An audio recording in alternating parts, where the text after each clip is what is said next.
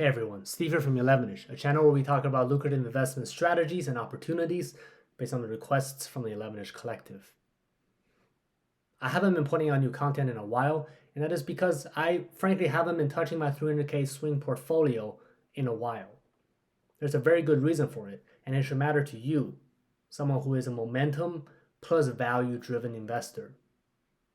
In this video, we're going to talk about it. We're going to share what my current portfolio looks like, and then we're going to talk about my next steps that might be interesting to you as well. So if this is the type of content you've been looking for, please hit that like button for me, and let's get started.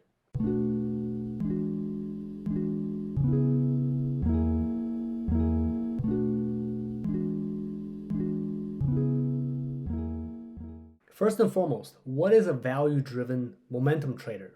Well, basically, I am looking for unreasonable price drops, and that definition of unreasonable is based on indicators that is showing that this stock is a value stock that is known to generate value, or the news that is coming out, it's known to have precedence in generating value, and now it's dropped because of a short-term market reaction, whatever it may be. And then based on my indicators, I make a decision whether the market drop is justified or not, and that the stock should continue to grow as it should, then that is where I buy in. So what I'm investing into essentially is the regular growth of the company plus that unreasonable gap. I am making a hypothesis that that gap will be bridged sooner rather than later. Combined, it is a nice healthy growth for a swing momentum portfolio. I am not professionally trained, but I do a ton of reading and I've been trading for more than 15 years. I basically consistently beat the S&P 500, and therefore, because it works for me, it has given me financial freedom, I believe it can make you financially free as well. So that is why I'm sharing this with the community. I think it's a great way to pull information, help us all make more informed decisions as a collective. Now, the main reason why I haven't been touching my portfolio recently is that for the last few stocks that I've recommended, it seemed to have been driven more by fad than I originally anticipated. In other words, the market momentum based on non-business facts was stronger than I anticipated. But because I am a value-driven investor, right? I look at the company and I ask myself, was that justified? Is the company still going to do well or not? If the answer is yes to my questions, and my indicators are telling me that there is no business-driven downsides to the companies I'm investing in, I'm going to hold it. If I'm holding it, then I have nothing new to add to what I'm investing in, and therefore there's no new content I'm going to be putting out, right? That's kind of how I've been approaching things. The stocks I talk about is the stocks that I do research for myself. Unless you guys explicitly call out something that's interesting, I do research for those as well. Going forward, I'll be talking a lot more about stocks that you guys recommend, because that's essentially what you guys have been asking for, and this is what this channel is about. It's not always about me. Now, without further ado, I want to share with you what my current portfolio looks like, how I built it, what the bankroll management looks like on my side. And then in the end, we're going to talk about what I'm doing next so that you can see how it might apply to you as well. Okay, so what you see in front of you is my portfolio for swing trading. As some of you may know, I have quite a few portfolios, but this is the one I'm most active with because I don't get taxed like a regular stock trading portfolio since it's Roth IRA, right? I have those tax benefits as long as I don't cash out. The last time I reviewed this was sometime last year. It was around 230K, I think is what I had, and now it is 330. So my growth has been healthy, but as you can see, it's not all wins, and that's how it should be, right? That's the whole point of bankroll management. I am by no means a magician. So first and foremost, Apple. So Apple is getting into the AR and self-driving cars business. To me, it's all about timing, right? And what I mean by that is a lot of companies have tried augmented reality since now. A lot of brands have tried self-driving cars and been like improving both of these technologies along. Companies that are in the blue chip business, they don't need to get ahead of innovation. They just need to be at the innovation at the right time, right? So it actually behooves Google and Apple and Microsoft to show up late by copying the existing technologies, evolving them into something that's more scalable and more useful, and make a shit ton of money, wiping out the competition. So they're expecting to make an announcement on these two things, throughout the coming years, short term. You already know that Apple is a slow, consistent grower as is. And when I was originally talking about Apple, they had a dip. I was talking about Apple a little bit too early, so it dipped a little further, but now it's trending back up and making some healthy gains.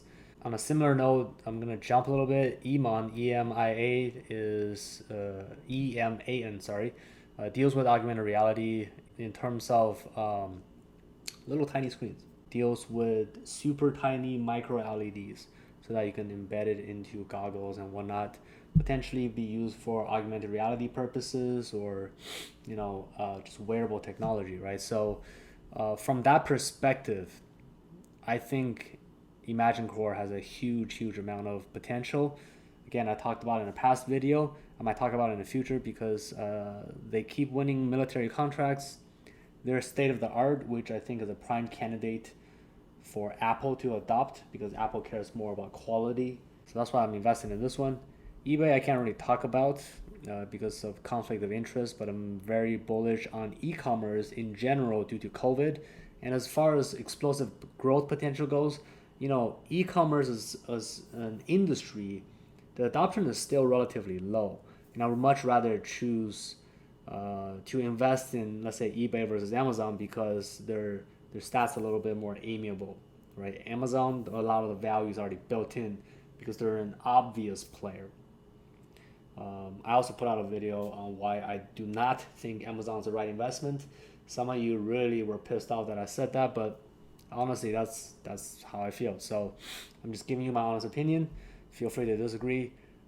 It doesn't mean I'm going to be right all the time, but I'm not going to invest in something that I don't believe in, right?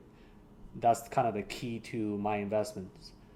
If everyone else says that it's a good investment, but I do not think so, it is a very uncomfortable investment opportunity in that I'm constantly second guessing myself, right? And I'd rather not do that. I'd rather believe in my own fundamentals that's been working for the last 15 years and it's been making me money, right? So Jumia was introduced by one of the 11ish Collective members, actually. I talked about it. I showed up to the market late. You can see that I'm quite a bit down, but this again comes back to bankroll management in that I put in the amount that I'm comfortable with, and I'm comfortable with holding this loss because there's a huge amount of growth potential if it works out. In fact, it might be a good time to average down, but gotta think through that one. And that's the e-commerce / DoorDash kind of a principle in Africa, which is, I think, a super juicy opportunity. Of course, the risk here is that Africa is very much a cluster of developing countries, and so a lot of uncertainties at play here. But if that works out, right, I think the 2.7 billion market cap that it's currently at is very undervalued. Nokia next, it really is a very interesting opportunity that I actually gleaned off of my coworkers. Did a little bit of research because of the whole thing. I think their 5G story is beautiful, but at the same time, what's even more comforting is that their CEO has a really good head on his shoulders and they're making a shit ton of money off of their patents. So the chance of them making it out alive or getting acquired is very high in my opinion. So that's why I'm investing in Nokia. I'll probably be creating a separate video to talk about Nokia. Silver, for me, it's an inflation play, and also as Guy Kawasaki pointed out, if you can't afford gold, you will rightfully should invest in silver. Secondly, silver is used in the solar panel industry. Renewable energy is a huge big deal. That's why I'm invested in silver. Tencent Music, I talked about it. You can see that I'm down a fuck ton, but frankly, it kind of is what it is at this certain situation. I just it's insane how many hedge funds are invested in TME. The value of the stock has been skewed because of the Tiger Fund debacle, and also because of the China-United States relationship. And also China is doing their own scrutiny on their own companies. So I know that TME in the news at least are saying that they're cooperating with the government to make sure everything's up and up, and they're heavily cross invested with Spotify. So I really do believe the growth potential is substantial. So that's why I'm holding on to this, both in my long and swing portfolio. Similarly, just a quick note on Apple. This is probably my biggest play right now.